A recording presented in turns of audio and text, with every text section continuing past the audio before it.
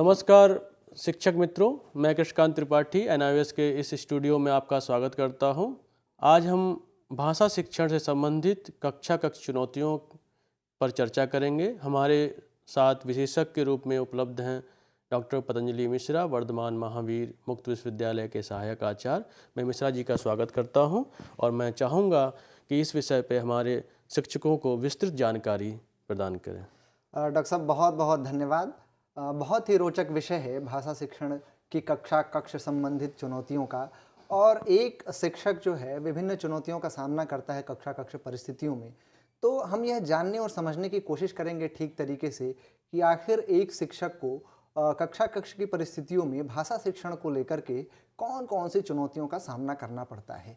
तो इसको ठीक तरीके से समझने के लिए यदि हम देखें तो कई बार हम देखते हैं कि साहित्यिक सामग्रियों का उचित तरीके से यदि चयन नहीं किया जाए या साहित्यिक सामग्री सही तरीके से लिखी हुई ना हो या फिर उसका उपयोग ठीक तरीके से नहीं किया जाए, तो हम सामान्यतया यह बात देखते हैं कि सीखने वाले के लिए संरचना की दृष्टि से काफ़ी जटिलताओं का सामना करना पड़ता है।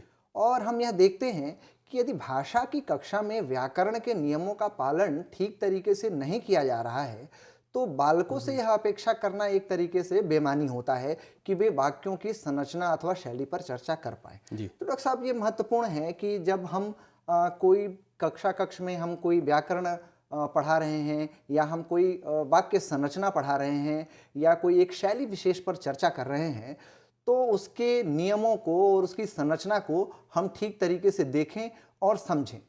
एक उदाहरण लेंगे तो यह स्पष्ट होगा। जैसे कि एक शिक्षक ने अपनी कक्षा में अपने एक विद्यार्थी जो कि एक उसका नाम मान लेते हैं कि नेहा है, और नेहा से पूछा कि तालाब में क्या चलता है। तो नेहा ने जवाब दिया कि तालाब में मछली चलती है।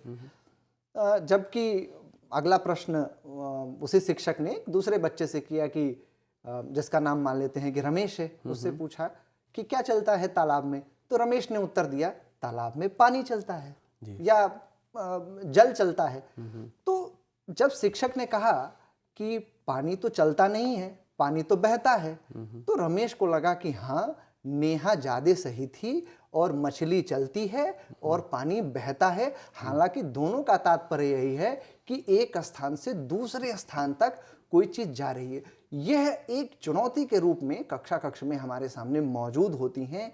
एक अध्यापक के रूप में, एक शिक्षक के रूप में हमारे सामने हमेशा यह चुनौती होती है कि भाषिक शुद्धता को लेकर, भाषिक क्षमता को लेकर एक सोच हमारे अंदर होनी चाहिए जिससे कि हम विद्यार्थियों को भाषा के सही प्रयोग हेतु प्रेरित और अभिप्रेरित कर पाए।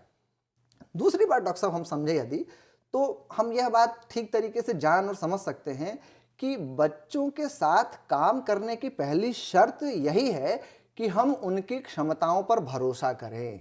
हम यह बात ध्यान दें कि वो सीखेंगे और सीख सकते हैं, और इस बात में एक अध्यापक को गहरा यकीन होना चाहिए। जब तक उसको इस बात में यकीन नहीं है कि उसके विद्यार्थी बेहतर तरीके से सीख सकते हैं या उनके अंदर सीखने की अभी क्षमता मौजूद है, तब तक जो है एक बेहतर भाषा कक्ष का या बेहतर भाषा की कक्षा का निर्माण करना हमारे लिए दुरूह और मुश्किल होता है।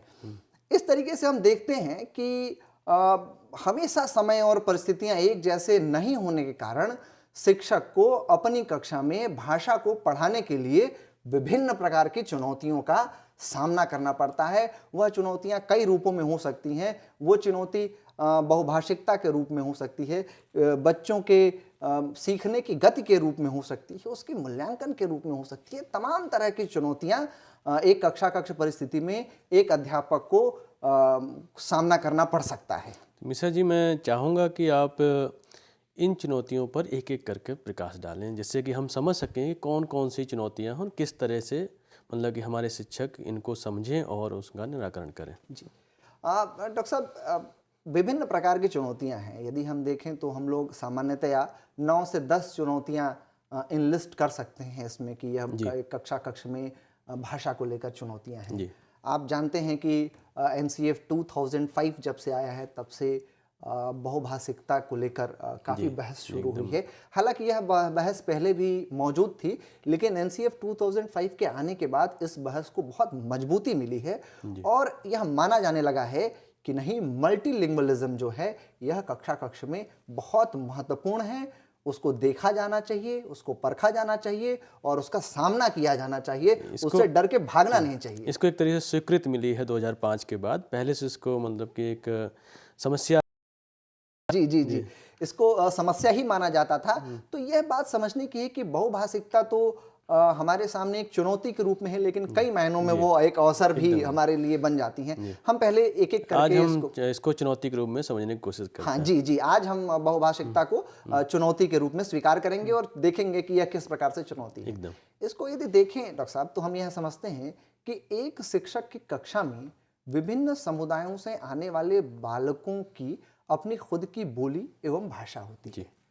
और जो भी बच्चा आता है किसी स्कूल में, तो यह बात अध्यापक को समझनी चाहिए कि वो एक संपूर्ण वाक्य संरचना के साथ वहाँ आता है। सामान्यतः अध्यापक यह मानते हैं कि बच्चा भाषा के बारे में कुछ नहीं जानता, बोली के बारे में कुछ नहीं जानता, तो इस कारण कभी उन्हें शिक्षक की भाषा समझ में न आना और कभी शिक्षक को उनकी भाषा समझ में न आने की समस्या का सामना करना पड़ता है। तो यह हम देखते हैं कि यदि कोई बच्चा आता है कक्षा कक्ष में और शिक्षक उसकी बात सुनता है, तो एक उदाहरण लें यदि भोजपुरी प्रदेशों का, तो यदि बच्चा भोजपुरी बोलता है तो अध्यापक उसको मना करता है कि नहीं, आप भोजपुरी नहीं बोलें, यहाँ केवल हिंदी बोलें। ये एक ट्रेंड है, मैं नहीं कहता कि सारे शिक्षक ऐसा करते हैं, लेकिन यह एक सामान्य घटनाक्रम है। आमतौर पे शिक्षकों द्वारा बच्चों की भाषाओं को स्वीकार नहीं किया जाता है। ये भोजपुरी का ही नहीं, बुंदेली में भी है, कन्नौजी में भी है, हर जगह की जो बोलियां हैं उनको मतलब कि बच्चों को नहीं बोलने दिया जाता है। जी, तो यह मानना जाने लगा एनसीएफ 2005 के आने के बाद कि नहीं, ऐसा नहीं किया जाना चाहिए और बच्चों की आवाज़ को, बच्चों के सवालों को, बच्चों की जिज्ञासा को, उनको यदि आप उनकी सहज भाषा में सुनेंगे तो बच्चा ज़्यादा कॉन्फिडेंट होकर, ज़्यादा आत्मविश्वास में वह अपनी बातचीत रखता है। वहीं कोई ऐसा बच्चा भी हो सकता है जो ऐसे बैकग्राउंड से आया हो, जो कि जिसके घर में अंग्रेज़ी बोलने का माहौल हो, या दिल्ली के यदि संदर्भ में हम इस प्रकरण को देखें तो दिल्ली एक मल्टी कल्चरल सोसाइटी है और यहाँ पे भिन्न भिन्न कल्चरों के लोग, भिन्न भिन्न संस्कृतियों के लोग, भिन्न भिन्न भाषाओं के लोग एक साथ एक कक्षा में मौजूद रहते हैं। तो यह एक चुनौती के रूप में अध्यापक के सामने होता है कि उन तमाम भाषाओं को, उन तमाम बोलियों को शिक्षक इस तरीके से रखे, इस तरीके से स्वीकार करे, इस तरीके से स्वीकृति प्रदान करे कि वह एक हमारे लिए अवसर के रूप में सामने आए, न कि एक चुनौती के रूप में। इसके अलावा भी विभिन्न सारी चुनौतियां हैं, जैसे कि कई बार अध्यापक कोई निर्देश देता है मानक भाषा में और बच्चे जो हैं उस निर्देशों को नहीं समझ पाते हैं। जैसे कि यदि हम इसको देखें कि भाषा कालांश के शुरुआत में बच्चों के निर्देश न समझ पाने वाली चुनौती एक शिक्षक के सामने बहुत महत्वपूर्ण चुनौती के रूप में होती है। इसका सबसे अहम कारण होता है बच्चे की घर की भाषा और स्कूल की भाषा में अंतर होना। बच्चा जब स्कूल आता है तो वह अपनी बोली के साथ आता है, अपनी भाषा के साथ आता है। स्कूल में वो सहसा देखता है कि यहाँ तो मेरी भाषा बोली ही नहीं जा रही है, यहाँ तो मेरी बोली के लिए कोई स्थान ही नहीं है, तो वो घबरा जाता है, वो सहम जाता है। छोटा बच्चा जो 5 साल का, 4 साल का, 6 साल का होता है, वो चुप रहने लगता है और जब वह चुप रहने लगता है तो वो सामान्य रूप से दबा दबा सा महसूस करता है। और अध्यापक जब स्टैंडर्ड भाषा में, स्कूल की भाषा में, मानक भाषा में जब कोई निर्देश प्रदान करता है, उसको भी वो बच्चा नहीं समझ पाता है। और आप उस बच्चे की मनस्थिति की कल्पना करिए कि वो कितना अपने आप को पिछड़ा, कितना हीन भावना से, बहुत सही शब्द आपने मुझे ध्यान दिलाया कि वो हीन भावना से ग्रस्त हो जाता है। तो यह एक अध्यापक के सामने चुनौती होती है कि जब वह निर्देश प्रदान करे तो मानक भाषा में निर्देश प्रदान करने के साथ साथ वह इस बात का भी ध्यान रखे कि हो सकता है कि बहुत से ऐसे बच्चे हों जो कि मानक भाषा को नहीं समझ पाते हैं। तो उन बच्चों की भागीदारी कैसे बढ़ाई जाए कक्षा कक्ष में, उन बच्चों को कैसे कक्षा में डिस्कशन में शामिल किया जाए, इसकी एक बहुत महत्वपूर्ण और बहुत गुरुतर जिम्मेदारी एक अध्यापक पे, एक मानक शिक्षक पर होती भाषा है। में भी हम साधारण वाक्यों का प्रयोग कर सकते हैं, और जहाँ अगर हम बच्चे की मातृभाषा से अगर जागरूक नहीं हैं। हाँ, हाँ। ये भी एक तरीका हो सकता है कि आप मानक भाषा में जैसे कि यदि भोजपुरी में कोई शब्द है, हिंदी में कोई शब्द है पैर, भोजपुरी में उसके लिए गोड़ इस्तेमाल किया जाता जी है, जी। तो आप क्रिया पदों को आप मानक भाषा में रखते हुए उन छोटे छोटे शब्दों को जो कि विभिन्न भाषिक संदर्भों से उपज कर आता है, उनका इस्तेमाल कर सकते हैं। इसमें कोई बुराई नहीं है, इसमें कोई बहुत गड़बड़ सही। नहीं है। बहुत सही। डॉक्टर साहब, अगली चुनौती पर हम आते हैं, तो वह है समय की कमी की चुनौती। हम अध्यापकों से जब भी एक टीचर एजुकेटर की हैसियत से बात करते हैं तो वो कहते हैं हमें कोर्स पूरा करना है, और भाषा कालांश में बहुत सारी गतिविधियां एक साथ हो रही होती हैं, जैसे कि बाल गीत, कविता, कहानी सुनाना, शब्द भंडार व अक्षर पहचान इत्यादि पर काम। ऐसे समय में समय की कमी की चुनौती भी एक भाषा शिक्षक के सामने होती है, और इसका समाधान करने के लिए शिक्षक साथियों को चाहिए कि वो क्लास में रूल सेटिंग करे, नियम बनाए, ताकि बच्चे जब पढ़ना शुरू करें तो फिर क्लास में बहुत ज़्यादा व्यवधान ना हो। इस तरीके से एक्टिविटीज़ को ऑर्गेनाइज करे, उसके निर्देश इतनी सुस्पष्ट रूप में हमारे सामने आने चाहिए, हमारे बच्चों के सामने आने चाहिए, जिससे कि बच्चा बीच बीच में कोई चीज़ ना पूछे। सामान्यतः हम यह देखते हैं कि अध्यापक यदि कोई निर्देश देता है और बच्चा उन निर्देशों को ठीक से नहीं सुना होता है, या बहुत जल्दबाजी में निर्देश दे दिए गए होते हैं, तो बच्चा बीच बीच में प्रश्न पूछता है, जी। और अध्यापक एक दो प्रश्न तो लेता है, और उसके बाद वो बच्चे को डांट के कहता है चुप रहो, तुम बहुत प्रश्न पूछते हो, बैठ जाओ, तुम समस्या पैदा कर रहे हो। यह समस्या बच्चे की नहीं है, यह बात आपको माननी होगी और स्वीकार करनी होगी। बच्चे की समस्या नहीं है, यह आपके स्वयं की समस्या है कि जब आपने निर्देश दिया तो आपने निर्देश ठीक तरीके से नहीं दिया, जिसकी वजह से बच्चे को बात नहीं समझ में आई, और वो एक्टिविटीज़ के बीच बीच में आपसे प्रश्न कर रहा है, आपसे प्रश्न पूछ रहा है। हो सकता है कि वातावरण में कुछ समस्या हो, बच्चों के शोरगुल के कारण कोई बच्चा ना सुन पाया हो, तो हमें वो डांटना नहीं चाहिए। हाँ, डांटना नहीं चाहिए। आपकी जिम्मेदारी है कि समय की चुनौती तो आपके सामने रहेगी जी, ही। जी। क्या है, एक ऐसी चुनौती है जिससे पार पाना केवल प्राथमिक शिक्षकों के लिए ही नहीं, विश्वविद्यालयों में भी शिक्षक इससे जूझ रहे हैं कि समय की कमी की चुनौती तो है। आपको एक समय में पूरा सिलेबस पूरा करना है, लेकिन फिर भी आप जो एक्टिविटीज़ ऑर्गेनाइज करें, उसके रूल को, उसके नियमों को ठीक तरीके से डिज़ाइन करें, जिससे कि उस समय की चुनौती से हम उबर सकें। ये तो स्वीकार है, और अगली चुनौती पे हम लोग चर्चा हाँ करते हैं। जी। डॉक्टर साहब, समय की कमी की चुनौती तो सभी लोग सहमत हैं, स्कूल से लेके विश्वविद्यालय तक। जी मैं चाहूँगा कि अब अगली चुनौती पे आप प्रकाश जी डालें। जी जी जी समय की चुनौती के बाद जो महत्वपूर्ण चुनौती है वो भागीदारी हासिल करने की चुनौती है। भिन्न पृष्ठभूमि से आए हुए बच्चे होते हैं, भिन्न प्रकार के सोशियो इकोनॉमिक स्टेटस से आए हुए बच्चे होते हैं, और जो ऐसे बच्चे जो कि पढ़े लिखे परिवारों से आते हैं, उनकी भागीदारी तो हम ठीक तरीके से कर पाते हैं किसी भी एक्टिविटी में, कक्ष में। लेकिन जो फर्स्ट जनरेशन लर्नर हैं, जिनकी प्रथम पीढ़ी पढ़ रही है, उनके लिए यह एक बहुत महत्वपूर्ण चुनौती होती है, और वो कक्ष में विभिन्न एक्टिविटीज़ में अपने अन्य साथियों की अपेक्षा पीछे होते जाते हैं। हम इसको इस तरीके से समझें कि सारे बच्चों की भागीदारी सुनिश्चित करने के लिए शिक्षक साथियों को सारे बच्चों के बारे में व्यक्तिगत रूप से जानना चाहिए। इसके लिए नियमित अंतराल पर होने वाले आकलन से बच्चों को मदद मिल सकती है। अब आप इस चीज़ को ध्यान से यदि यदि इसको डिसेक्ट करें, इसका विश्लेषण करें, तो हम यह पाते हैं कि यदि अध्यापक बच्चों की सामाजिक आर्थिक पृष्ठभूमि को नहीं जानता है, तो वह यह नहीं समझ पाता कि ये बच्चा कक्ष में चुप क्यों है, यह बच्चा बोल क्यों नहीं रहा है, और वहीं सुरेश नहीं बोल रहा है, रमेश बोल रहा है। तो ये एक चुनौती है कि सारे बच्चों को शामिल। डॉक्टर साहब, आप कुछ कहना चाह रहे हैं? मैं ये कहना चाह रहा हूँ, तो अगर बच्चे को हम नहीं जानते हैं शिक्षक के रूप में, तो हम उसको कैसे पढ़ा सकते हैं? तो वैसे ही होगा कि डॉक्टर शरीर को नहीं जानता है, ऑपरेशन करने के लिए तैयार है। जी बिल्कुल।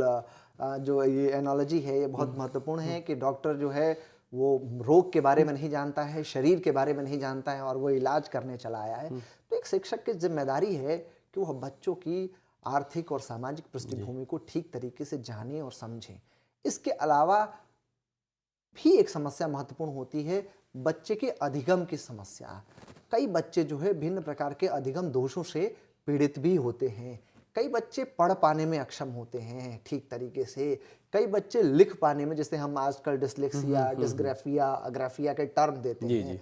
तो इसका भी ज्ञान अध्यापकों को होना चाहिए और वो विभिन्न प्रकार के आकलन के द्वारा, विभिन्न प्रकार के मूल्यांकन के द्वारा, विभिन्न प्रकार के टेस्ट के द्वारा वह यह जान सकता है कि किस बच्चे को किस प्रकार की समस्या है, जिससे कि उसकी बेहतर भागीदारी सुनिश्चित कर पाए। इसके बाद डॉक्टर साहब हम लोग देखते हैं कि आजकल तकनीक का भी लैंग्वेज एजुकेशन में बहुत महत्वपूर्ण भूमिका हो गई है। तो तकनीक की समझ की चुनौती भी हमारे सामने एक महत्वपूर्ण चुनौती के रूप में उभर कर सामने आई है। इसमें यदि हम देखें कि आधुनिक युग में वही शिक्षक अधिक प्रभावी शिक्षण करा पाने में सक्षम है जिसे शिक्षा में उपयुक्त तकनीक के उपयोग की समझ है। यह बहुत जरूरी है कि भाषा को पढ़ाने को लेकर के जो आजकल लैंग्वेज लैब का कॉन्सेप्ट है, जो लैंग्वेज सॉफ्टवेयर्स का कॉन्सेप्ट है, या लैंग्वेज के ऐप भी है मोबाइल पे। हाँ, लैंग्वेज ऐप भी आजकल मोबाइल में हो गए हैं। कई अध्यापक ऐसा कहते हैं कि नहीं, तकनीक जो है वह हिंड्रेंस है, तकनीक हमारे लिए फैसिलिटेटर का काम नहीं करती है। मैं तो ये मानता हूँ कि तकनीकी से हमारा काम सरल हो जाता है, हमारा काम भी सरल हो जाता है और हमारे विद्यार्थियों की समझ भी सरल हो जाती है अगर हम समुचित प्रयोग करें तो। जी, तो इस भ्रांति को दूर करना भी बहुत ज़रूरी है कि तकनीक जो है वह मैकेनिकल बना देती है टीचिंग लर्निंग प्रोसेस को। ऐसा नहीं है, तकनीक की वजह से तो टीचिंग लर्निंग प्रोसेस और फैसिलिटेट होता है। अब यह तकनीक ही ऐसा माध्यम है जिसके माध्यम से डॉक्टर कृष्णकांत त्रिपाठी और डॉक्टर पतंजलि मिश्रा आपके सामने मुखातिब हैं और आपसे बातचीत कर पा रहे हैं और आप दूर बैठे हमारी बातों को सुन रहे हैं और उसे ठीक तरीके से समझ रहे हुए हैं, ऐसा हमारा मानना है। तो सहमत हूँ। जी जी। अब डॉक्टर साहब हम देखते हैं कि कक्ष की परिस्थितियों में तकनीक के बाद जो है वह सूझ उत्पन्न करने संबंधी चुनौतियां भी हैं। कैसे इंसाइट डेवलप किया जाए, इसमें हम देख सकते हैं कि एक शिक्षक जो है वह अस्थायी रूप से व्यवहारगत परिवर्तन करने के लिए बालक में सूझ उत्पन्न करने का प्रयास करता है। इसके लिए शिक्षक विभिन्न उदाहरणों, प्रत्यक्ष अनुभवों और तकनीक का उपयोग करता है। अतः शिक्षक यदि उन युक्तियों का सटीक उपयोग करने में पारंगत नहीं है तो सूझ उत्पन्न करने संबंधी चुनौती का उसे सामना करना पड़ सकता है। और मुझे लगता है ये सबसे बड़ी चुनौती है। पूरा शिक्षा का जो खेल है वो सूझ और समझ उत्पन्न करना ही है और मुझे लगता है इस चुनौती को हमें स्वीकार करना चाहिए। हाँ, ये एक इस तरह की चुनौती है जो कि यदि हम इस चुनौती का ठीक तरीके से सामना नहीं करेंगे तो भाषा को लेकर के जो समझ विकसित होनी चाहिए, भाषा को लेकर जो अवधारणा विकसित होनी चाहिए, वह ठीक तरीके से नहीं हो पाती। जी, तो मैं डॉक्टर साहब ये जानना चाहूँगा कि भाषा की समझ विकसित करने के बाद भाषा की समझ का मूल्यांकन कैसे हम करेंगे? क्या मूल्यांकन में भाषा का मूल्यांकन अलग से है, कोई चुनौती है इसके साथ? जी, आपने डॉक्टर साहब बहुत महत्वपूर्ण प्रश्न उठाया है कि भाषा के विभिन्न चुनौतियों की तो चर्चा हमने कर लिया, लेकिन भाषा के मूल्यांकन संबंधित चुनौतियां कौन-कौन सी हैं? क्या मूल्यांकन को लेकर के कोई चुनौती है? इसको एक उदाहरण से हम लोग समझने और जानने की कोशिश करेंगे। तो एक उदाहरण मैं लेता हूँ कि यदि कोई गणित का अध्यापन कर रहा है और विद्यार्थी जो है गणित में उसकी क्या स्थिति है, गणित में वो कितनी उसकी समझ बनी है, इसका वो एक टेस्ट लेता है। तो इसके लिए वो एक पेपर बनाता है और दे देता है, उस पर जितने अंक आते हैं उसके आधार पे वह एक निर्धारण कर लेता है कि गणित में इसकी इतनी समझ बनी है। जी जी। भाषा को लेकर के यह थोड़ा सा अलग मामला है और ऐसा मेरा मानना है कि भाषा में हम देखते हैं कि बोलना एक चुनौती है। बोलना बच्चा सीख रहा है ठीक तरीके से कि ठीक तरीके से बोल पा रहा है कि नहीं, ठीक तरीके से सुन पा रहा है कि नहीं, या और जो 4 स्किल है ठीक तरीके से लिख पा रहा है कि नहीं। जो 4 स्किल्स हैं इस पे, इसके विभिन्न पक्षों पर हमारे लिए मूल्यांकन की चुनौती होती है। हम यह देखते हैं कि शिक्षण के साथ साथ एक शिक्षक को अपने बालकों का मूल्यांकन ठीक तरीके से करना पड़ता है और ऐसे में इन चारों जो डायमेंशंस हैं, ये चारों जो स्किल्स हैं, उसमें बहुभाषिकता को लेकर, सीखने की गति को लेकर। कहने का तात्पर्य है कि मिश्रा जी कि चारों कौशलों के लिए हमें 4 अलग अलग तरीकों से मूल्यांकन करना होगा। जी, और उन चारों कौशलों के लिए 4 अलग अलग तरीकों से मूल्यांकन तो करना ही होगा और उन चारों कौशलों पर बहुभाषिकता का क्या असर है, जी सीखने की गति का क्या असर है, जी बौद्धिक क्षमता का क्या असर है, व्यक्तिगत विभिन्नता का क्या असर है, जी और इन चारों को लेकर के, इन चारों को लेकर के, जो कि मैंने बताया आपको, बहुभाषिकता, सीखने की गति, बौद्धिक क्षमता और व्यक्तिगत विभिन्नता, इन सब चीज को ठीक तरीके से कैटर करना, ठीक तरीके से समझना और उस आधार पे प्रश्न पत्र का निर्माण करना, केवल लिखित परीक्षा से ही नहीं बल्कि मौखिक परीक्षा से भी उसको एसेस करना, तो यह भाषा के संदर्भ में एक महत्वपूर्ण चुनौती के रूप में हमारे सामने आता है। इसमें एक चीज और हम लोगों को समझनी होगी कि भाषा सीखने की गति सारे बच्चों की समान नहीं हो सकती और इसकी समझ जो है एक अध्यापक को होनी चाहिए। उसे अधीर नहीं होना चाहिए। यदि कोई बच्चा सीखने की गति उसकी ठीक नहीं है, वह धीरे धीरे भाषा को यदि सीख रहा है तो इसको ध्यान देना चाहिए। इसमें हम इस तरीके से इसको समझ सकते हैं कि यदि कक्ष में कोई टीचर गणित पढ़ाता है, कोई अध्यापक गणित पढ़ाता है, तो हो सकता है कि कई बच्चे जो है उनके सोशियो इकोनॉमिक स्टेटस का गणित सीखने की गति पर असर नहीं पड़ता हो, इसकी संभावना है। लेकिन भाषा को लेकर यह बात नहीं है। भाषा को लेकर जो बात है वो ये है कि विभिन्न प्रकार के आर्थिक सामाजिक परिस्थितियों से आए हुए बच्चे जो है भिन्न भिन्न तरीके से और भिन्न भिन्न गति से सीखते हैं और प्रत्येक बालक अपनी स्वयं की सीखने की क्षमता के अनुसार ही सीखता है। ऐसे में यह आवश्यक नहीं है कि वह अन्य बालक के साथ प्रतियोगी रहने की क्षमता रखे। अतः एक शिक्षक को प्रत्येक बालक की भाषा की समझ के साथ साथ सीखने की गति का भी ध्यान रखना चाहिए। उसे यह समझ होनी चाहिए, उसके पास यह अंडरस्टैंडिंग होनी चाहिए कि यह बच्चा इस प्रकार के सोशियो इकोनॉमिक स्टेटस से आया है, इस प्रकार के परिवेश से आया है, इसलिए इसके सीखने की गति थोड़ी मंद है।